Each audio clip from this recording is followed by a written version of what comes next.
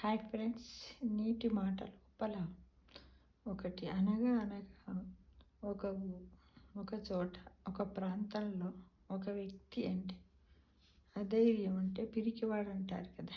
అతను ఒక ఊరు వెళ్ళాలి అంటే మధ్యలో ఒక శ్మశానాన్ని దాటి ఆ ఊరికి వెళ్ళాలి. 5-6 కిలోమీటర్ల దూరంలో ఉన్న ఊరికి వెళ్ళాలంటే ఒక శ్మశానాన్ని దాటి వెళ్ళాలి. ఆ శ్మశానం దాటడానికి అతనికి భయమవుతుంది. అమ్మో, ఇక్కడికి అందరు మనుషులు చనిపోతే కాలేస్తారు, బొంద పెడతారు, నేను ఎలా పోవాలి, ఎట్లా అని మదన పడుతున్నాడు. అట్లానే అటు ఇటు చూసే వరకు దూరంగా ఒక వ్యక్తి కనపడుతున్నాడు. ఆ వ్యక్తి కూడా ఈయనలాగా పిరికివాడే. ఎట్లా ఎవరైనా కనపడితే బాగుండు అని అనుకుంటున్నాడు. ఆలోగా ఈ వ్యక్తి ఆ వ్యక్తిని చూసి, ఆ వ్యక్తి ఈ వ్యక్తిని చూసిరు.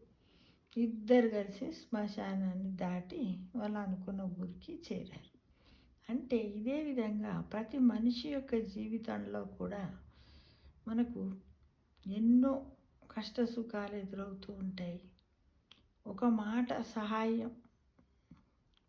సహాయం చేస్తే మనిషికి ఎంతో ధైర్యం వస్తుంది. అంటే ఇద్దరు పిరికి వాళ్ళు అయినప్పటికీ కూడా ఒకరికి ఒకరు తోడు ఉండడం వల్ల వాళ్ళకు ధైర్యం వచ్చి ఆ ఒక్క పనిని, ఆ గమ్యాన్ని చేరగలిగారు. అదేవిధంగా ప్రతి మనిషి ఎవరైనా కష్టాల్లో ఉన్నప్పుడు ఒక మాట సహాయం చెయ్యండి. పెద్ద మాట, ఒక చిన్న మాట సహాయం చేసినట్టయితే వాళ్లకు ఎంతో ధైర్యం వచ్చి అన్ని పనుల్లో వాళ్ళు విజయం సాధించగలుగుతారు. ఆ కష్టాన్ని కూడా సులభంగా భరించగలుగుతారు. మిత్రమా, అవునంటారా కాదంటారా చెప్పండి. అంటే ప్రతి మనిషికి ఏంటంటే ఒకరికి ఒకరు తోడు, ఒకరికి ఒకరు భరోసా ఇవ్వడం.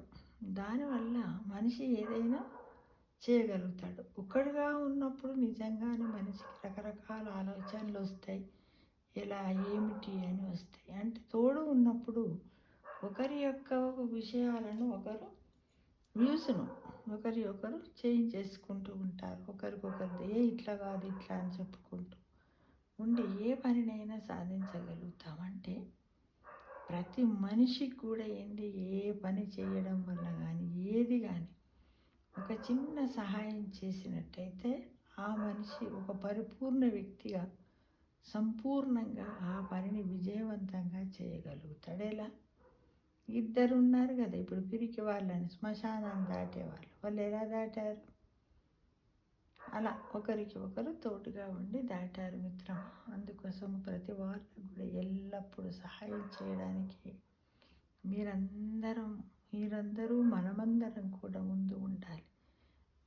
చిన్న మాట సహాయం కూడా మనిషికి ఎంతో ధైర్యాన్ని ఇస్తుంది. మనము డబ్బులు అవి ఇవ్వాల్సిన పనులు అసలే అవునంటారా కాదంటారా చెప్పండి మిత్రమా. ఇది 100% ట్రూ కదా, అవునా కదా. మనం బాధల్లో ఉన్నప్పుడు చూడండి, ఎవరైనా చనిపోతే పోయి అందరూ పలకరిస్తూ ఉంటారు. అంటే పోయిన వ్యక్తిని చేయలేము, నిజంగా వాళ్ళలో ఉన్నటువంటి బాధను కూడా మనం తొలగించలేము, కానీ ఆ కొద్ది సమయంలో వాళ్లకు ఉపశమనాన్ని కలిగిస్తాం. అందుకే అందరం ఏం చేస్తాం, పరామర్శించడానికి వెళ్తూ ఉంటాం. చనిపోయిన వాళ్ళే అని కాదు, ఎవరైనా రోగగ్రస్తులైన వాళ్ళు కానీ ఉన్నట్టయితే ప్రతి ఒక్కరికి కూడా మనం ఎలా ఉండాలి, చిన్న మాట సాయం చేయడం, వాళ్ళలో ధైర్యాన్ని నింపి ఆత్మస్థైర్యంతో వాళ్ళని ముందుకు నడిపించడానికి ప్రతి ఒక్కరు ముందుండాలని వీడియో ద్వారా కోరుచున్నాను.